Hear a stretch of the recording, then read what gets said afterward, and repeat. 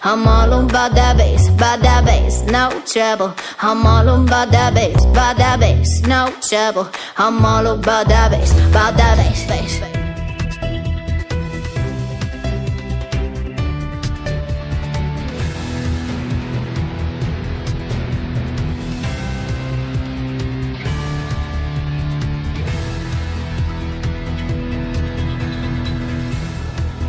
Bienvenue à tous. Corée du Sud, Suède et Singapour, voilà les 3 pays les plus innovants au monde selon la dernière enquête Bloomberg Innovation Index. Surprise, les États-Unis ont perdu 2 places et sortent du top 10. Le Maroc est lui en mode stagnation, 50e position, 2e au niveau africain derrière la Tunisie. Alors quelle est la recette pour être champion de l'innovation? Comment le Maroc peut encore grimper dans ce classement? C'est le premier sujet des décodeurs atlantiques. Vos décodeurs ce matin, Frédéric Michel Chevalier, bonjour. Bonjour Landry, bonjour Amine et bonjour aux auditeurs. CEO Legal e-Services Maroc, Amine Duri également avec nous ce matin. Bonjour Amine. Bonjour Landry, bonjour Frédéric Michel. Responsable PME chez Inforisque. En deuxième partie, nous parlerons avec vous d'un pays venu justement piquer la place aux États-Unis dans ce classement Bloomberg de l'innovation. La France, elle attire désormais les GAFA pour ses génies en intelligence artificielle et Paris rêve d'une ambition, devenir un leader mondial en la matière. Rêve exagéré ou rêve possible, c'est ce que nous verrons à partir de 9h45. Les décodeurs atlantiques, votre émission de décryptage de l'actualité, réactions, questions sur la page Facebook ou bien sur Twitter avec le hashtag LDA. C'est parti. C'est un classement qui sort pour la 6e année et qui est de plus en plus scruté à l'international. La Corée du Sud fait bien sûr figure de favori, indétrônable en matière d'innovation dans le monde, suivi cette fois-ci de la Suède et de Singapour. L'indice Bloomberg Innovation Index, peut-être rappeler ce que c'est, Amine Duri, qui est sur 7 critères, cet indice Bloomberg, des critères bien précis pour un classement qui va être justement étoffé d'année en année, mais en tout cas qui donne des repères bien calculable et bien fait pour les spécialistes. Oui, tout à fait. Alors, cet indice, en fait, il est calculé à partir de 7 indicateurs. Les investissements en recherche, la valeur ajoutée manufacturière, la productivité, le dynamisme du secteur tertiaire, le nombre d'entreprises du secteur high-tech et le nombre de brevets déposés. Bon. Maintenant, les États-Unis, s'ils ont perdu quelques places, c'est aussi du fait de leur manque de dynamisme dans le secteur tertiaire aux États-Unis, effectivement. Même si sur certains autres plans, ils sont premiers, etc. Mais sur cet aspect tertiaire, du secteur tertiaire, ils ont perdu pas mal de places. Bon, pas de surprise, les amis. Franchement, la Corée du Sud, première, leader mondial. À quand un pays va la détrôner, Frédéric Michel Chevalier? C'est la question qu'on peut se poser. Est-ce que la Suède va pouvoir un jour détrôner la Corée du Sud en matière d'innovation? Alors, je ne sais pas si la Suède va pouvoir détrôner la Corée du Sud en matière d'innovation. En tout cas, il y a énormément d'investissements dans l'innovation. Il n'y a qu'à regarder le budget sans cesse croissant consacré par Samsung en Corée du Sud. La Suède, en tout cas, elle a un modèle original, mais qui, je sais pas, on peut en discuter avec Amine, qui est certainement plus fort que moi en économie, mais qui repose sur des bases économiques saines. C'est-à-dire qu'il y a l'héritage de ce modèle suédois qui faisait fantasmer dans les années 80, qui était une sorte de mélange successful entre capitalisme et socialisme. Mais ce qu'il faut retrouver, donc c'est un modèle coûteux, mais qui a apporté un niveau de vie, de la croissance et autres. Ce qu'il faut regarder, c'est que la Suède est sortie beaucoup plus vite que les autres pays européens de la crise de 2008 et présente des fondamentaux qui permettent de s'appuyer sur le développement et l'investissement qui sont importants. Ça, c'est une chose. Et après, on aura l'occasion d'en parler, mais je crois qu'il faut absolument qu'on aborde dans cette émission le rôle de l'investissement privé, parce que souvent, on a trop l'impression de se reposer sur les programmes d'investissement des États, ouais.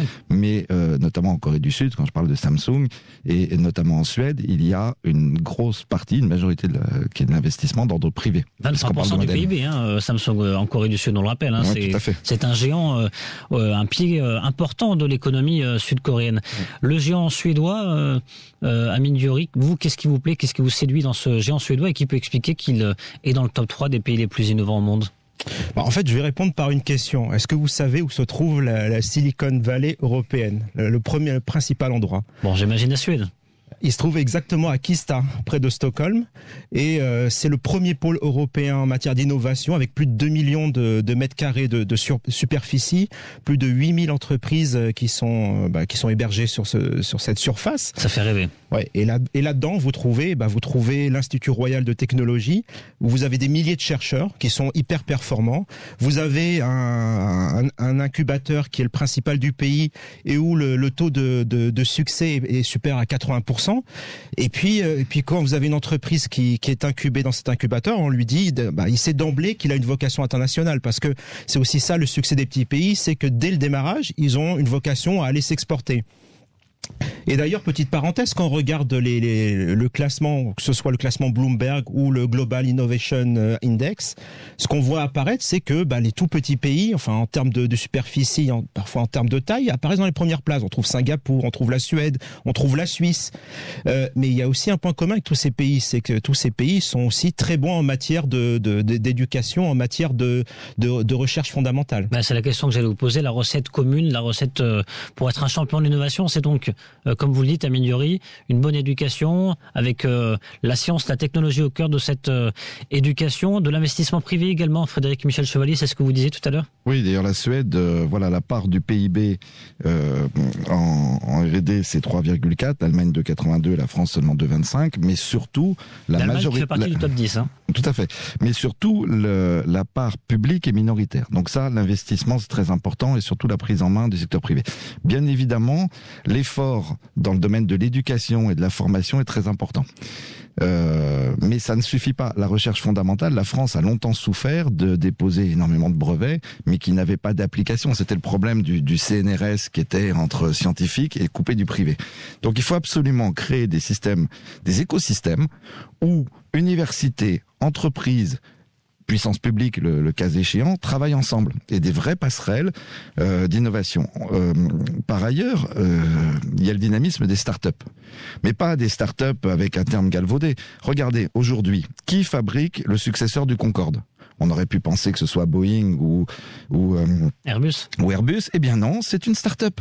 Et qu'il fait en mode agile à la start-up, c'est-à-dire qu'ils ont présenté au dernier salon du Bourget une maquette qui vole à un tiers, et ils se donnent, je crois, 3 ans pour sortir l'avion définitif qui reliera Paris-New York beaucoup plus vite que le Concorde.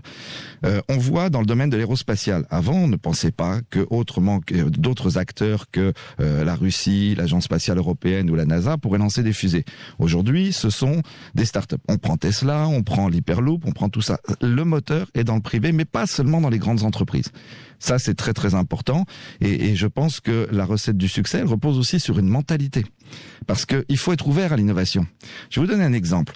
On parle beaucoup de digital ou autre. Les objets connectés. Quand on regarde ce qui se passe aux États-Unis, même en Israël, dans le domaine de la médecine, on travaille, il y a déjà des inventions sur la médecine prédictive. Vous pouvez vous greffer une petite puce et avoir votre check-up sanguin en permanence. On travaille sur le fait d'utiliser la carte de votre génome pour, avec du big data, analyser les propensions que vous avez à contracter certaines maladies, voire des maladies réputées incurables, et agir en préventif. Aujourd'hui, vous avez tout un lobby du secteur médical, de l'industrie pharmaceutique qui sont contre. Alors, aux États-Unis, faire la carte de son génome, c'est quand même le sien. Ça coûte $300. En France, ça coûte un an de prison et 15 000 € d'amende. Ouais. Même s'il y a eu une ouverture hier, justement, de la part du Premier ministre, on va commencer à aller vers plus de big data. Oui, non, mais le big data, ça ne veut pas dire qu'on considère en France que vous avez le droit d'avoir la carte de votre génome. Oui, donc il va falloir aussi, non pas penser toujours fiscalité, mais faire évoluer la législation pour s'ouvrir. Vous parlez tout à l'heure de start-up dans le domaine aérospatial, vous parliez de Elon Musk à travers la société Telsa et donc SpaceX qui a envoyé, on le rappelle, la semaine dernière, la plus grosse fusée jamais construite de l'histoire qui va partir à une distance équivalente de celle de Mars. C'est peut-être une entreprise privée, une start-up à la base qui va envoyer un homme sur Mars et non pas une agence étatique, Ameliori. Oui, non, complètement d'accord. Je voulais revenir sur un point. Vous avez parlé tous les deux à la fois de big data et de réglementation. C'est complètement vrai et c'est ça aujourd'hui qui malheureusement va créer des problèmes pour nos startups européennes, notamment françaises. C'est que il y a la réglementation aujourd'hui avec le règlement général de la protection des données qui va rentrer en vigueur très prochainement. Le big data, en fait, il est protégé, c'est-à-dire qu'on pourra plus utiliser les données comme on voulait. Et le problème, c'est qu'à un moment donné, quand on est une startup et qu'on a besoin de données, où est-ce qu'on va les chercher? On va aller en Inde, on va aller aux États-Unis, on va peut-être les chercher en Chine, mais on les trouvera pas en Europe ni en France. Et à un moment donné, dans le cadre d'une compétition mondiale, il faut aussi se poser la question de les concurrents, ils ont le droit d'utiliser la donnée justement pour progresser, et nous on restreint, on fixe une réglementation qui est très très restrictive et qui nous empêche de progresser et d'être au même niveau que les Américains par exemple. On va parler du Maroc en deuxième partie, mais d'abord un mot sur la France justement. Alors on en parle en filigrane depuis le début, mais elle fait son entrée dans le top 10, 9e position, les États-Unis relégués à la 11e place. Est-ce que ça peut être durable cette entrée de la France aujourd'hui avec une volonté quand même du gouvernement d'Édouard Philippe d'investir massivement dans l'intelligence artificielle et avec des projets notamment en matière d'économie numérique et de soutien aux startups, Frédéric Michel Chevalier? On peut l'espérer. Après cet index, moi je suis toujours très réticent parce que ça combine énormément de facteurs différents. Donc c'est une approche macroéconomique qui veut pas forcément dire grand-chose, si ce n'est de pouvoir sur la même base classer les pays. Je crois qu'en France, il s'est passé quelque chose de très important, qui est l'élection du président Macron, parce qu'il est en train de revoir complètement le logiciel et il a clairement pour ambition de faire de la France un pays de start-up, un pays d'innovation. Donc il est clair que le gouvernement, puisqu'ils ont plutôt l'air de faire ce qui était promis pendant la campagne présidentielle, va mettre l'accent là-dessus. Et autrement que, j'allais dire, par des opérations un peu cosmétiques. La French Tech, c'était bien, mais c'était pour faire oublier l'affaire des Jompi.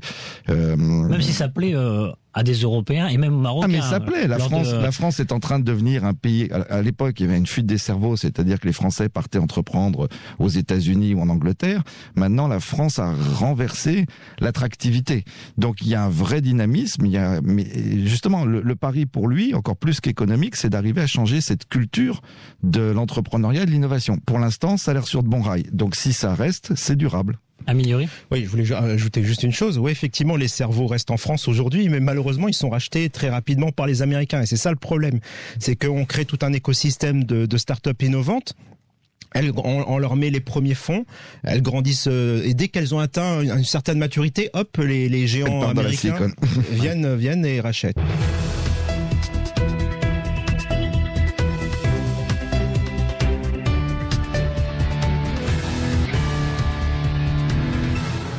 La suite des décodeurs atlantiques ce matin, toujours avec Amine Diori. Rebonjour. Rebonjour. Un responsable PME chez Inforisque. Frédéric Michel Chevalier également avec nous ce matin. Rebonjour. Rebonjour. CEO Legal e-Services Maroc. On parle avec vous du classement Bloomberg Index Innovation, classement mondial, des pays les plus innovants. Singapour figure en 3e position. C'est une première augmentation de 3 points. En leader, bien évidemment, la Corée du Sud, portée notamment par un géant qui s'appelle tout simplement Samsung. C'est ce qu'on voyait avec vous en pré-partie d'émission. Et puis la Suède, numéro 2. On voyait avec vous d'ailleurs ce qui explique un petit peu de manière commune ces réussites pour ces pays en matière de politique d'innovation. C'est d'abord le paquet mis sur l'éducation, la science au cœur de l'éducation, des investissements privés assez faramineux et puis des centres de recherche et une concordance entre les centres de recherche et les entreprises du secteur privé pour pouvoir tout simplement déboucher à davantage de création et d'innovation. Le Maroc, 50e, c'est une stagnation, 2e pays africain le plus innovant derrière la Tunisie. Est-ce que le Maroc peut bondir dans ce classement ? Quelles sont peut-être les pistes de réflexion à envisager à l'avenir ? Frédéric Michel Chevalier. Je le crois d'ailleurs, la preuve, je suis venu m'installer au Maroc, créer une entreprise pour y faire de la R&D, donc c'est que j'y crois au moins un minimum. Il y a des atouts au Maroc, il y a de bonnes filières. Maintenant, je pense qu'il faut ne pas tout attendre comme je l'ai dit, du public. Si vous vous souvenez, il y a quelques mois, on était ici autour de la table en parlant de l'absence de gouvernement et savoir si ça mettait en péril le plan numérique 2020. Et dès là, à cette époque-là, j'avais dit oui, mais attention, les acteurs privés doivent se prendre en compte. Donc je crois que les grosses entreprises peuvent se prendre en compte. Il faut, ce qui est déjà fait en partie, stimuler le développement des startups, mais surtout, ce qui manque, d'un point de vue, j'allais dire même d'acteurs engagés, c'est la notion d'écosystème. C'est-à-dire qu'on a un éparpillement d'initiatives publiques ou privées. On a beaucoup aussi de ce que j'ai appelé des gesticulations, notamment autour des hackathons. On en organise un, mais justement, on essaye d'en tirer les enseignements. On a beaucoup d'éparpillement et d'actions sans lendemain. Je crois qu'il faut se concentrer, notamment sur le numérique. Dans l'innovation, la recherche et développement, par exemple sur les énergies renouvelables, le solaire et autres, le Maroc est déjà très très organisé, très avancé, mais parce que ce sont des gros projets d'infrastructure. Il faut donner la chance à des jeunes Marocains d'innover et surtout leur donner des raisons de rester. On l'avait vu avec l'étude qui avait été publiée par la MMC, il y a un très fort attachement de la jeunesse marocaine à son pays, mais d'un autre côté, ils veulent partir. Pourquoi ? Parce qu'ils se sentent bridés. L'association marocaine du marketing et de la communication. Et pourquoi ? Parce qu'ils se sentent bridés. Donc, il faut vraiment libérer la créativité et aussi... Il y a une dimension psychologique qui est peut-être la plus difficile parce qu'elle se décrète pas, c'est pas. Mais je le vois dans notre quotidien. Nous, on est dans le domaine de la legal tech, c'est transformation digitale appliquée à l'univers du droit, et on a beaucoup de conservatisme dans les mentalités.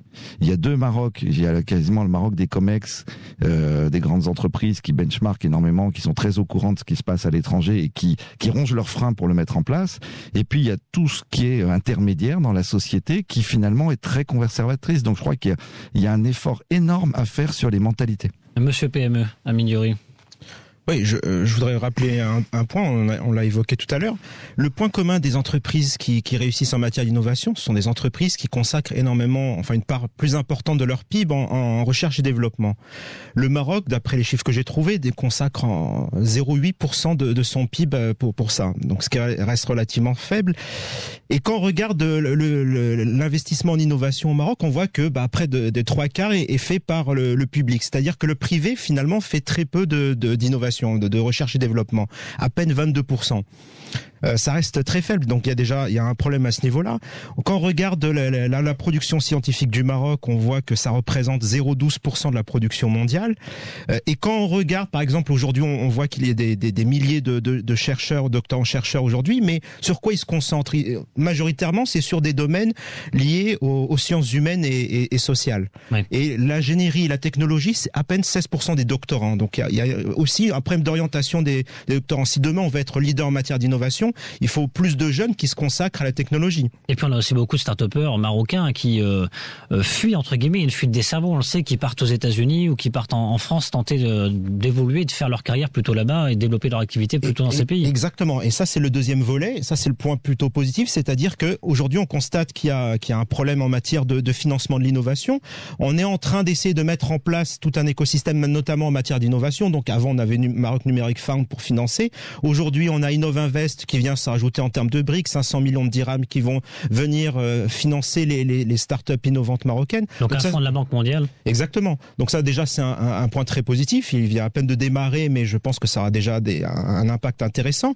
Et puis surtout, on voit une volonté politique en matière d'innovation, parce que je rappelle quand même que hormis le lancement d'Innovinvest, la loi de finances également prévoit que vous avez la possibilité d'investir dans des startups innovantes et de pouvoir déduire le montant de l'innovation, le montant de l'investissement à hauteur de 200 000 dirhams, de le déduire en matière d'IS. Donc ça aussi, ça bouge les entreprises à investir dans les startups innovantes. Il y a des nouveautés donc qui ont été intégrées dans le PLF 2018, dans le budget 2018. Certains disent pas assez. Il faut peut-être accélérer la cadence sur le prochain budget. Frédéric Michel-Chevalier. Certainement, Amine vient de pointer le principal problème qui est le retard en part du PIB consacré à la recherche et développement, à l'innovation. Donc, on peut toujours jouer un rôle moteur, on peut jouer un rôle incitatif. Après, il faut pas se faire d'illusions. Je veux dire, les réductions fiscales, notamment sur les particuliers, il n'y a pas de business angel au Maroc, ou très peu. En tout cas, pas sur des sujets d'innovation. Si vous avez envie d'ouvrir un restaurant, un concept touristique, vous allez assez facilement trouver une fortune pour vous aider, parce que c'est des modèles économiques maîtrisés, compris, rassurants. Quand vous arrivez sur des concepts avec un fort risque, parce que quand on innove, on peut c'est une obligation de moyens, mais on peut ne pas aboutir. Il y a pas grand monde. Et je suis pas sûr que ce soit une incitation fiscale qui change véritablement la donne. Là, il y a un vrai challenge pour le Maroc à relever.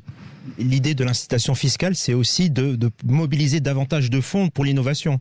Je lisais par exemple en France, une idée qui est en train de germer, c'est par exemple de mobiliser l'énorme épargne qui est stockée dans l'assurance vie, d'en prendre 10% par exemple et de l'investir dans les startups innovantes. C'est de pouvoir à un moment donné d'inciter les particuliers ou les entreprises à investir davantage dans l'innovation. Alors maintenant, je suis d'accord que ce qui est proposé dans le PLF ne va pas encore assez loin, mais c'est déjà un premier pas.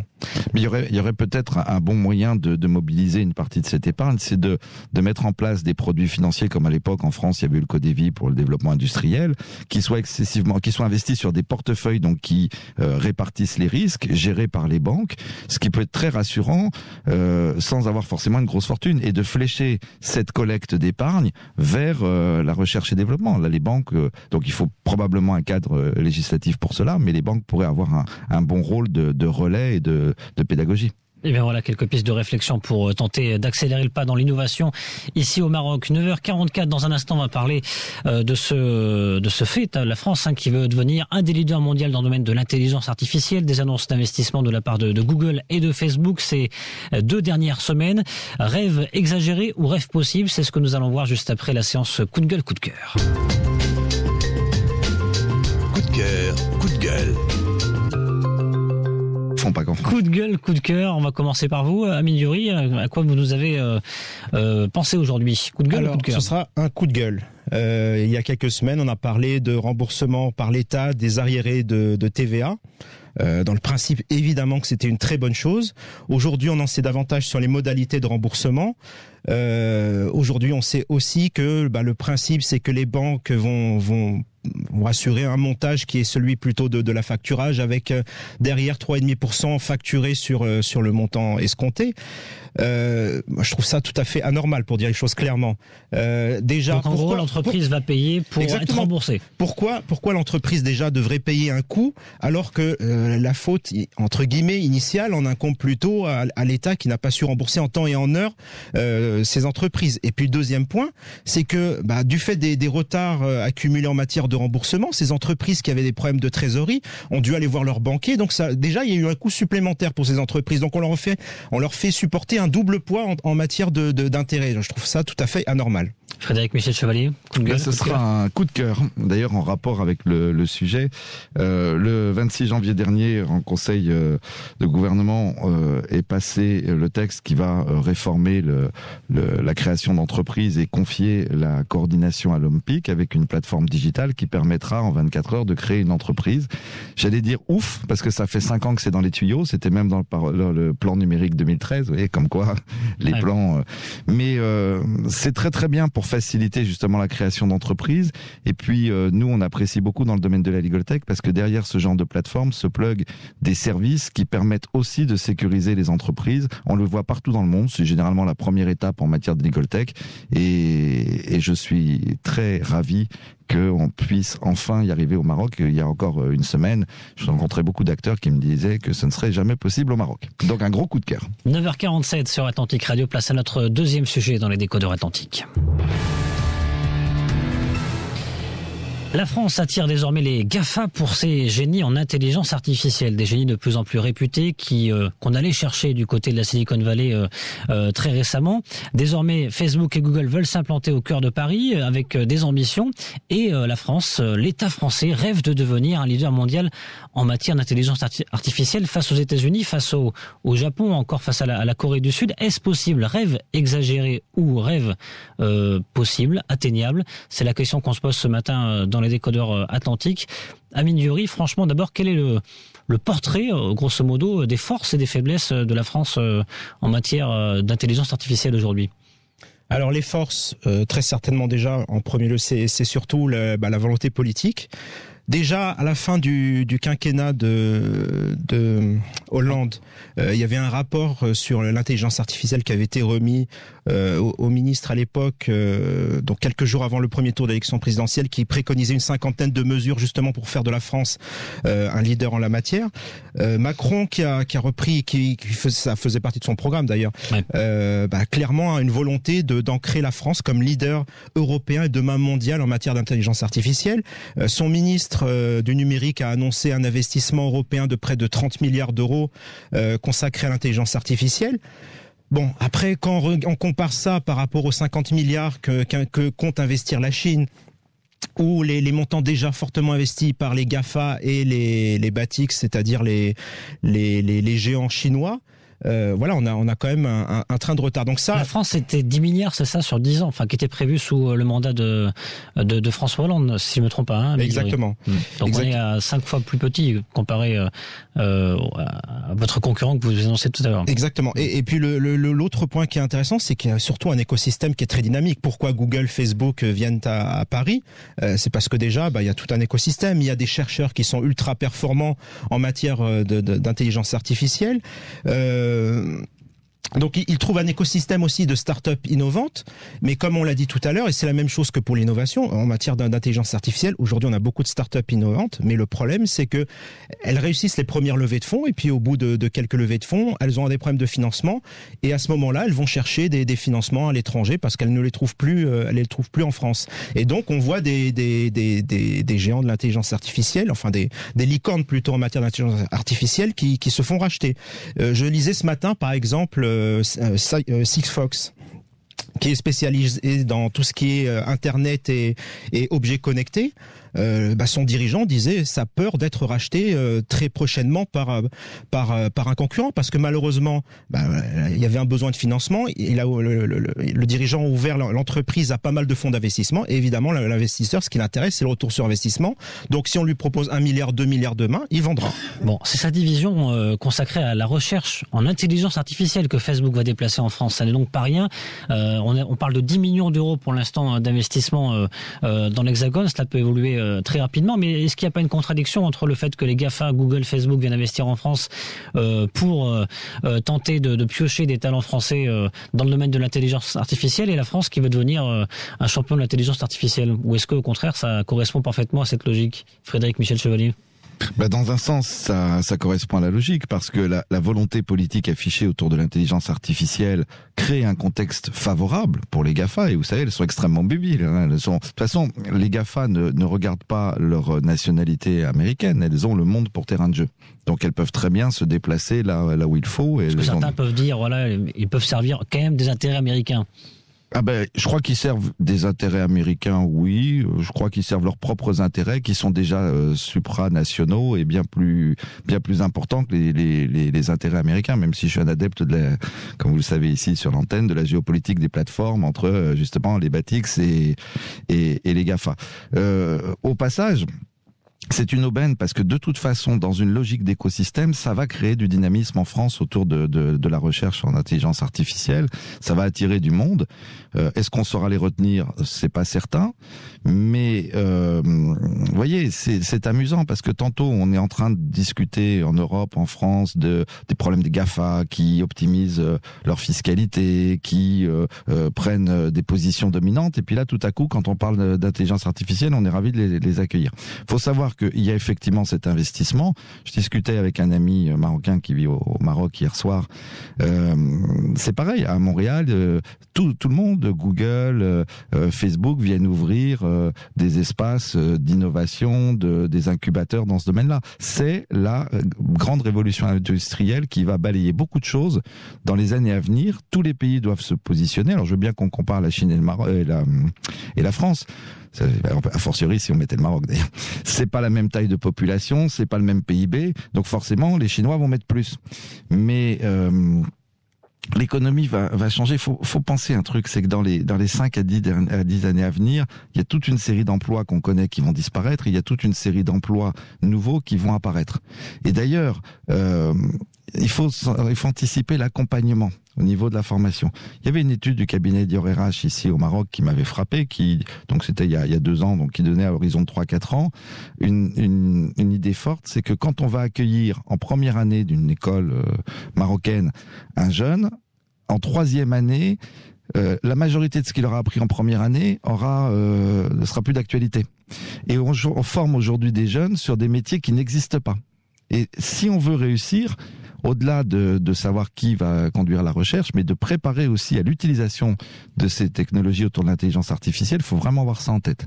Il faut complètement changer l'approche. Mais ça peut marcher si, par ailleurs, la France, pendant le quinquennat du président Macron, rétablit ses fondamentaux économiques, parce que, voilà, on voit bien, on parlait du modèle suédois, mais le modèle suédois repose sur des fondamentaux économiques sains. Facebook qui donc implante sa division recherche en intelligence artificielle à Paris, Google qui choisit la France pour son 2e centre européen d'intelligence artificielle. Vous parlez, Frédéric Michel Chevalier, d'éducation, du paquet à mettre sur l'éducation. Il y a du paquet et du rattrapage à faire en matière de mathématiques, notamment en France aujourd'hui à Mindurie. C'est un rapport qui a été commandé auprès du gouvernement. Si on veut parler d'intelligence artificielle et augmenter la cadence, il faut que les Français soient bons en mathématiques, et on sait que pour l'instant c'est pas trop le cas. C'est un des points, un des axes. Est-ce qu'il y a d'autres axes, d'autres idées pour faire que la France puisse encore aller plus vite dans ce domaine-là ? Oui, je lisais une interview d'un responsable de Microsoft France qui parlait des besoins mondiaux en matière justement de data scientists, et estimé à plusieurs dizaines de millions de data scientists le besoin actuel. Et la France n'en crée aujourd'hui, entre guillemets, que à peine 1100. 1100 seulement. Donc effectivement, la formation, c'est absolument primordial. Si la France veut demain être leader en matière d'intelligence artificielle, c'est évident qu'elle doit former davantage de futurs salariés qui seront préparés au métier de demain. Et ça, effectivement, ça passe par des masters spécialisés, justement spécialisés dans ces domaines-là. Ça passe par beaucoup de data scientists, ça passe par beaucoup d'ingénieurs. Et évidemment, c'est le besoin principal dont a besoin la France aujourd'hui. On a une question de Mohamed sur la page Facebook Les Décodeurs Atlantiques. Est-ce qu'il y a une spécialité en matière d'intelligence artificielle ou des spécialités pour la France ? Frédéric Michel Chevalier ou Amine Diori, vis-à-vis des autres pays, est-ce que la France a une spécialité en particulier ? Est-ce que c'est plutôt de l'intelligence artificielle dans le domaine de la médecine ou dans d'autres domaines particuliers, ou est-ce que c'est plutôt généraliste pour l'instant ? Alors, si je reprends le rapport qui avait été remis à Hollande avant la fin de son quinquennat, il préconisait que la France se spécialise sur certains secteurs spécifiques, notamment dans le médical, notamment dans surtout la santé en fait, la santé. Et malheureusement, il y a quand même une problématique de taille. J'en parlais tout à l'heure. C'est par exemple la question de la réglementation sur la protection des données. J'ai vu un dirigeant d'une start-up spécialisée là-dedans. Quand on parle d'intelligence artificielle, comment ça fonctionne ? Il faut beaucoup de data pour la faire fonctionner. Cette data, si vous voulez de l'information médicale spécifique, il faut aller la chercher, il faut aller l'acheter aujourd'hui aux États-Unis, en Inde, en Chine. On peut pas l'acheter en France parce que c'est hyper cadré. On pourra plus demain acheter de la donnée pour alimenter cette intelligence artificielle. Et évidemment, ça restreint considérablement le potentiel de développement de la France dans la matière d'intelligence artificielle, notamment dans le médical. Frédéric Michel Chevalier. Je suis parfaitement d'accord avec Amine, parce qu'on parle beaucoup d'intelligence artificielle, mais l'or de demain, c'est la data. Et effectivement, je pense que l'Europe est en train, ça inquiète beaucoup de monde, l'Europe est en train de se prendre elle-même les pieds dans le tapis. Mais comme toujours, je pense qu'il y aura peut-être un moment, une prise de conscience. Espérons qu'elle ne sera pas trop tardive. Merci messieurs. Frédéric Michel Chevalier, CEO Legal e-Services Maroc. Amine Diori, responsable PME chez Inforisque. Vous restez avec nous sur Atlantique Radio dans quelques instants. Les experts Atlantiques, votre émission citoyenne avec Faisal Tadlaoui. À 10h, le point info en langue arabe avec Mourad Baba. Je vous retrouve demain pour un prochain numéro des Décodeurs Atlantiques. Excellente matinée à toutes et à tous.